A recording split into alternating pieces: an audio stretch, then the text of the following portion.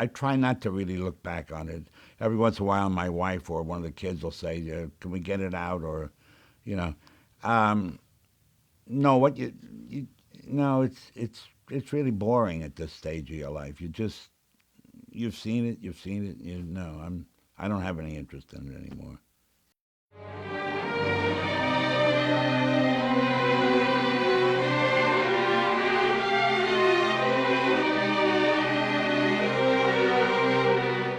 Well, I started out when I came out of the army at the age of 22. I went to work at CBS, and I thought I was going to be a hotshot. I saw an advertisement in the newspaper for a news clerk. I went up and I went through about a half-hour interview, and the woman said to me, "You'd be perfect." And I thought, well, this is great. I'm going to get this job. And she said, it's $28 a week, and it's in the mailroom. And I said, the mailroom? I'm 22, 23 years old. She said, come on upstairs and I'll show you. And I went upstairs with her, and she said, you see that fellow over there? That's David Selznick's son. And there was a kid throwing mail. And so she convinced me that that's how you started in those days, either in the mailroom or as a page um, somewhere else. Um, so I worked in the mailroom. I did production assistant work. I worked on as a PA on old television shows like Studio One, Defense, which had a new director in there called Robert Mulligan. So I picked up things like that, and then I went into the sales area for a number of years. But eventually, I teamed up with this fellow Norman Baer in 1963 to go into the television production work. And within the first month of our opening in January, I flew to London on my own and came out of London a few days later with a television contract with Elizabeth Taylor, which her agents immediately tried to kill when I brought it back home. It was going to be a kind of a duplicate of Jackie Kennedy's tour of the White House. And it was going to be Elizabeth Taylor in London. Once I got that on the air, everybody wanted to do a show like that. I did one with Sophia Loren in Rome, Melina Mercouri in Greece. There was one particular weekend when I was flying to Europe to interview Kim Novak, Ava Gardner, and two or three others like that. It was like all the stars wanted to do these kind of shows. Uh, After that, I did the DuPont Show of the Month. I did television shows. I did daytime television shows. We were a so-called hot team, Norman Baer and I, and I worked with him for 4 or 5 years until 1967 when I decided to go into the motion picture business and came up with the script for Bullet, uh, and that became my career in the movies for another 6, 7 years.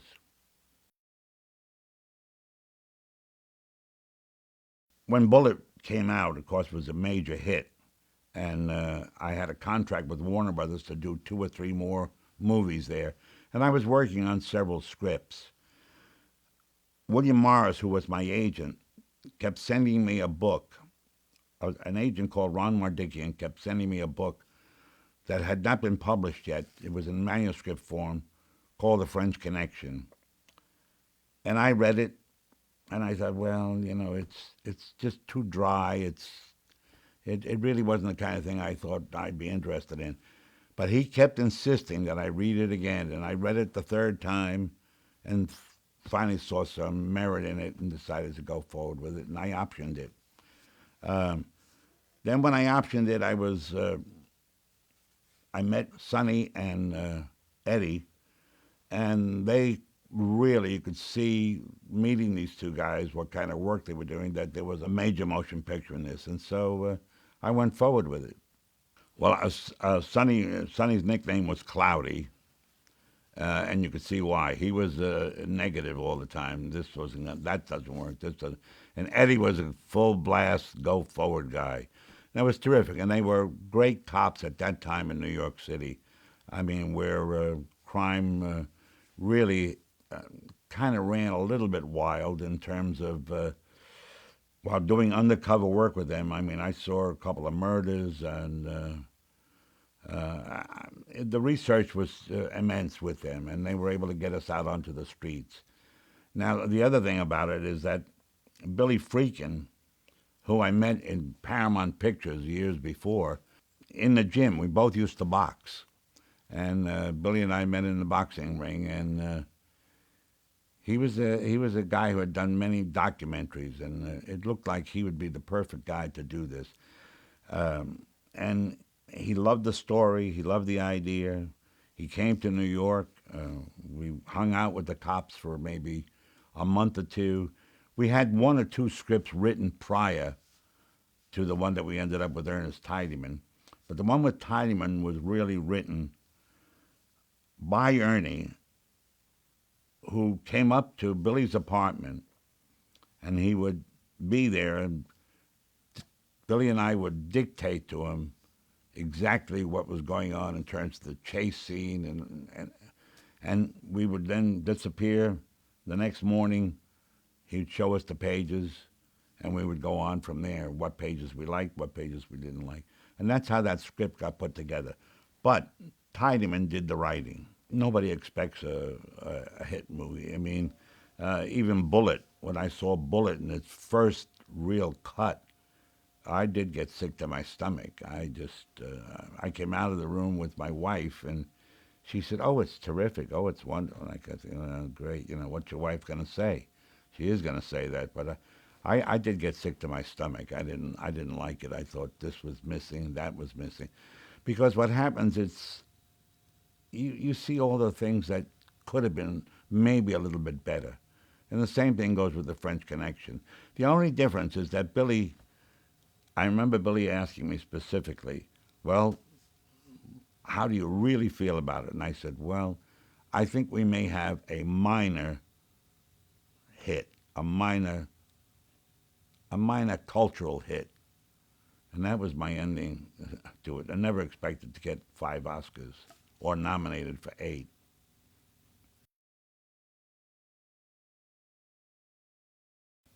When the French Connection was first out in October, November, Fox wanted to do anything with me. They wanted to sign me up for several pictures. The French Connection sequel was already in the works, which I was supposed to produce. I did own a piece of it. I always owned a piece of it. But I decided I didn't want to do that, and I thought I should move on. I had several projects, but we eventually narrowed it down to the 7-Ups.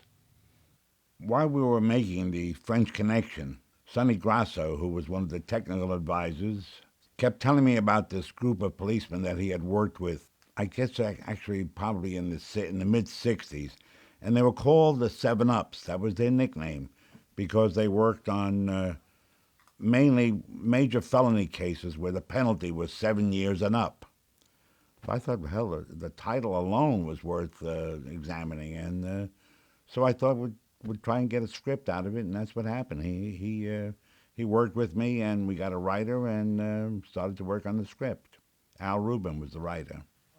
Alex was a terrific guy who wrote a version that I just felt wasn't exactly the kind of thing that I wanted. So we almost exclusively got rid of that version, although they arbitrated before the Screen Actors Guild, and he got credit on the script. But it was Al Rubin who really wrote the script that we ended up using and shooting.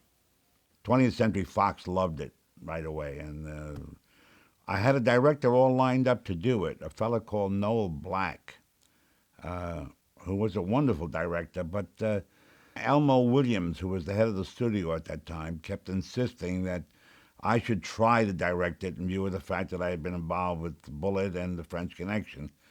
So I was kind of interested, but it just took a little nudge from them to get me involved, and then I decided I'd direct it as well as produce it.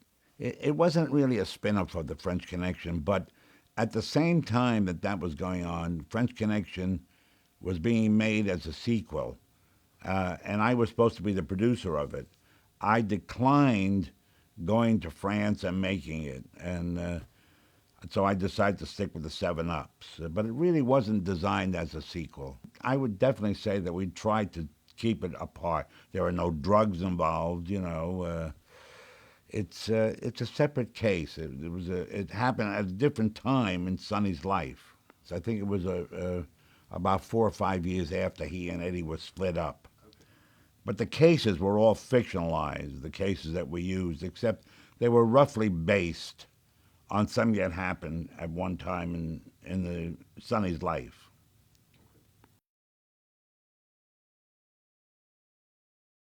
I really can't tell you a hell of a lot of stories about these guys because they came to work, they were enthusiastic, and you always got the feeling they were pushing for you. Did you have enough? Can you want another take? I can do it differently this time. You almost had to shut them down sometimes. They were so enthusiastic. Roy and I got along personally, and we decided we were going to make something together, whether it was going to be the Seven Ups or some other film. He would have been in it. And my next film, I was sure. As a matter of fact, Gene Hackman, who's a great guy, was so disappointed that we weren't working again, in another film. But there was no part for him in the Seven Ups, obviously. After the Academy Award, I did say to him, "You'll be signing up so many contracts, you won't know what to do." Because he really didn't think it was going to work that well. Obviously, it did. I don't remember whether we actually said we wanted a Tony LoBianco type or not. I think Tony was always in our mind to work with Roy. He's a terrific actor. I remember when I first saw him in The Honeymoon Killers, I literally thought he spoke Spanish. I didn't think he was an American at all. And when I first met him, I told him that. I mean, he's a terrific actor. What can I tell you? I mean, terrific, scary, almost in real life scary too, but great to work with. Spider, his nickname was Spider, Spider Spinell. Joe's mother was in the French Connection. I forget where she is. She played one of the older people in Joe's great. Joe's a wonderful actor and was a hemophiliac, and he always told you about about his hemophiliac. Um, just great. Has a innocent looking face and just perfectly fit in. And of course, he went on to become a great soap opera star for years. Jerry Leon, of course, who was a real cop with the original Seven Ups. He's not an actor.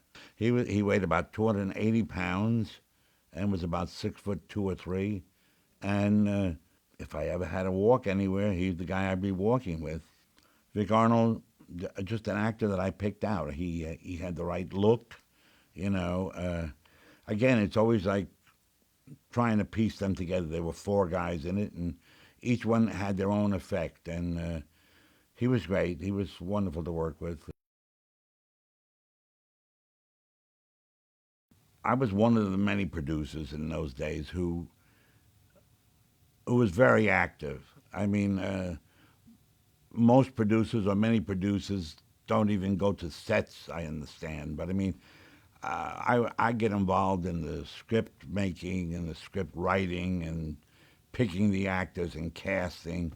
And I think that 20th Century Fox, Gordon Stolberg, became the head of the studio at the time. I just felt, I'm assuming that he felt I certainly can handle it.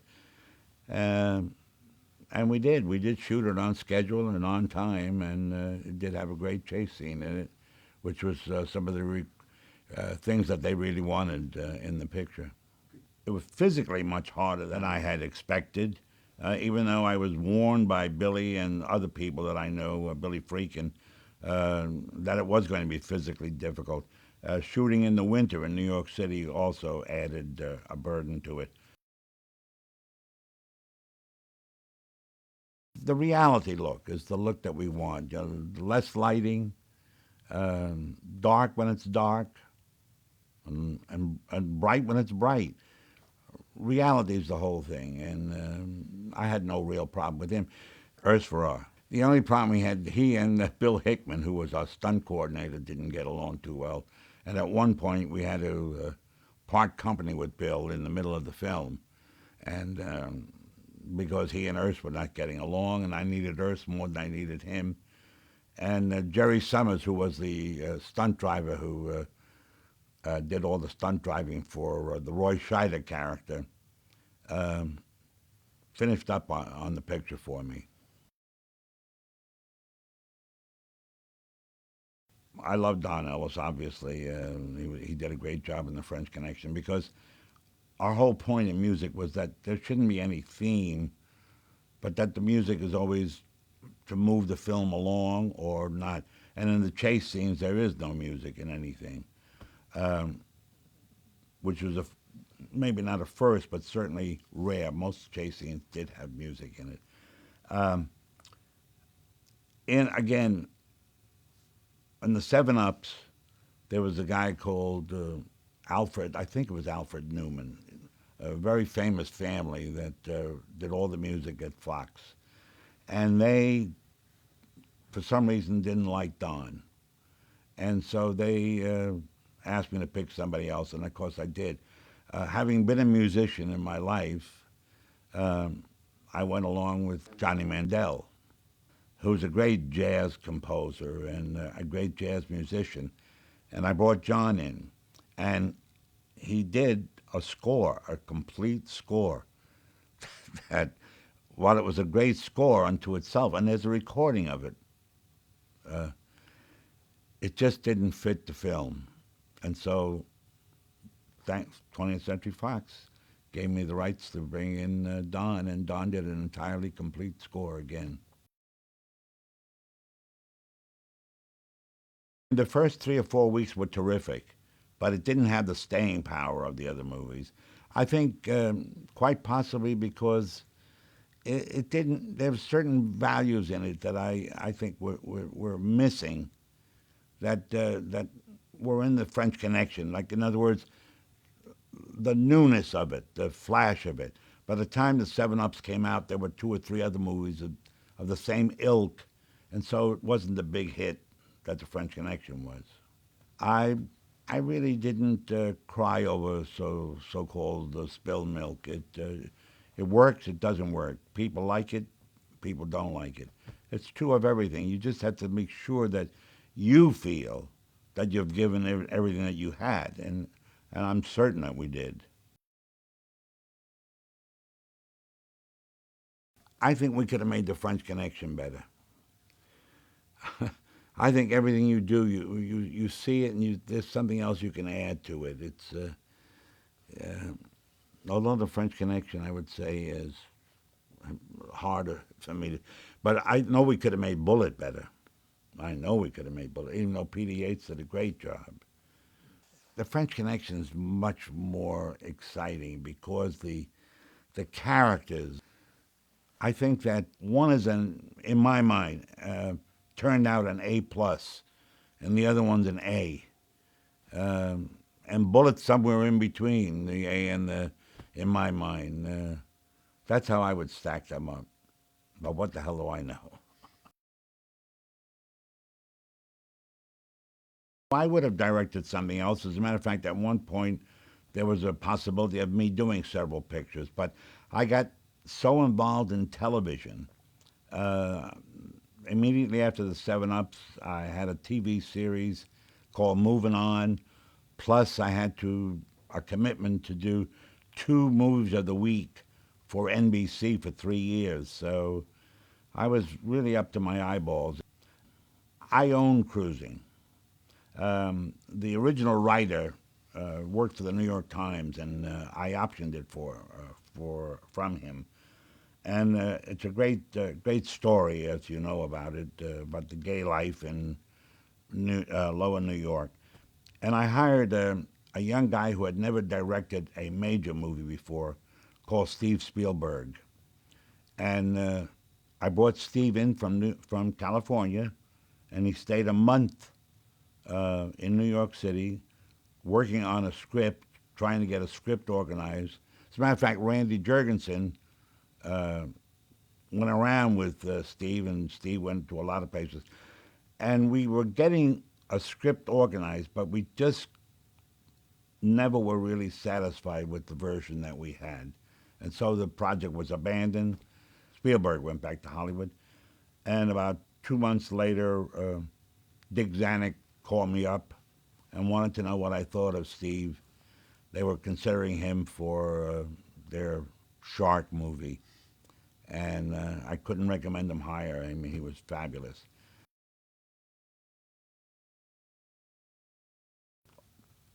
I had been working since 1960,